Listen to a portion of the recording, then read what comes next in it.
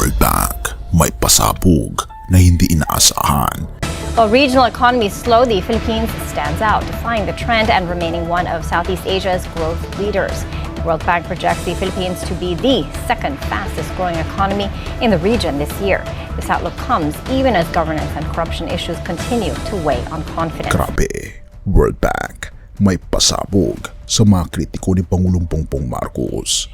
Dahil World Bank na mismo ang nagpasabog ngayong Enero 2026 na ulat nito lang na nagpapakita ng isang katotohanang binubulad ng iba.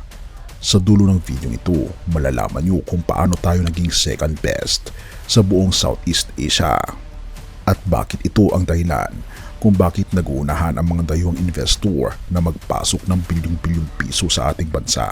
At tila salungat ito sa sinasabi ni VP Sara na sinasabi daw ni VP Sara na may economic slowdown, may political instability at unti-unting bumababa ang tiwala ng publiko.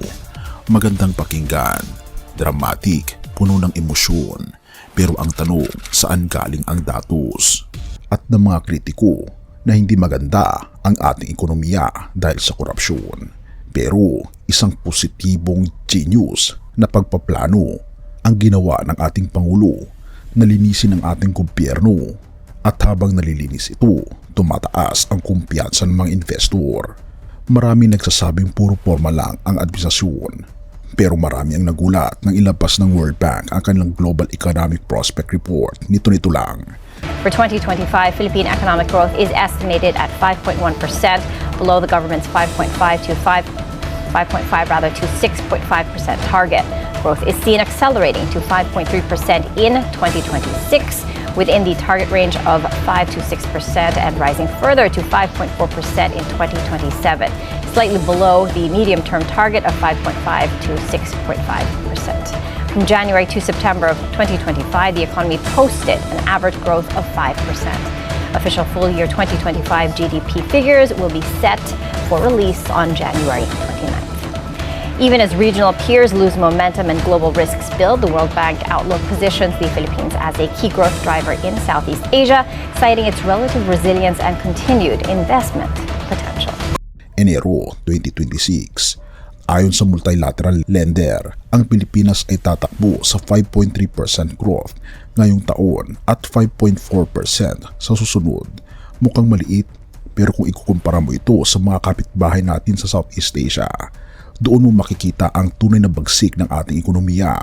Habang ang ibang bansa ay nahihirapan, ang Pilipinas ay nakapwesto bilang ikalawa sa pinakamabilis lumago sa rehiyon. Tinalo natin ang higanteng Indonesia na nasa 5% lang, ang Malaysia na nasa 4.1% at lalong-lalo na ang Thailand na gumagapang sa 1.8%. Sinasabi ng mga kritiko na walang direksyon ang gobyerno. Ngunit paano naging ganito ang forecast ng mga eksperto sa ibang bansa?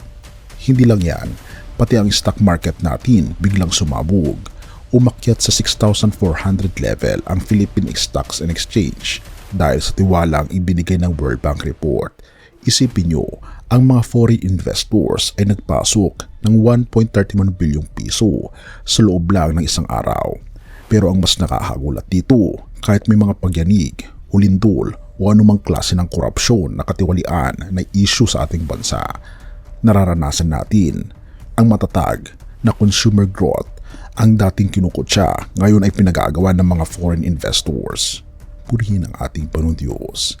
Ang tagumpay na ito ay patunay na may katarungan at biyaya sa gitna ng pagsubok. Tulad ng mababasa natin sa Acts 17 verse 31, ang Diyos ay nagtakda ng araw para sa kanyang katarungan sa buong mundo.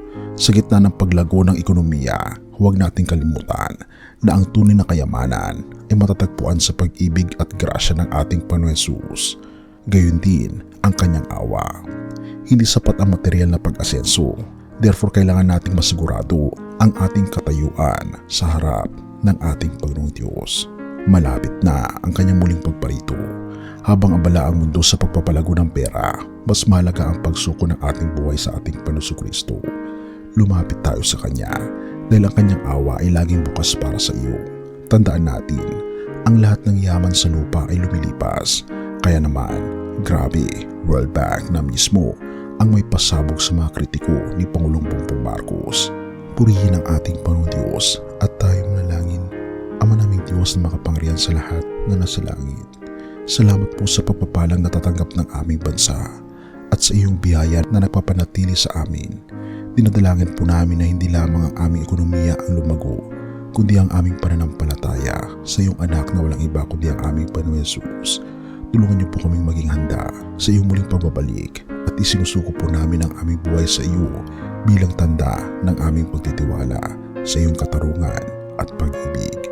Pinupuri po namin kayo at pinapasalamatan o aming Panginoon Diyos sa inyo pong kabutihan sa amin at patnubayan niyo po kami at patawarin po kami sa lahat ng aming mga pagkukulang at pagkakasala sapagkat ito po ang aming samot hiling sa matamis na pangalan ng aming Panginoon Hesus.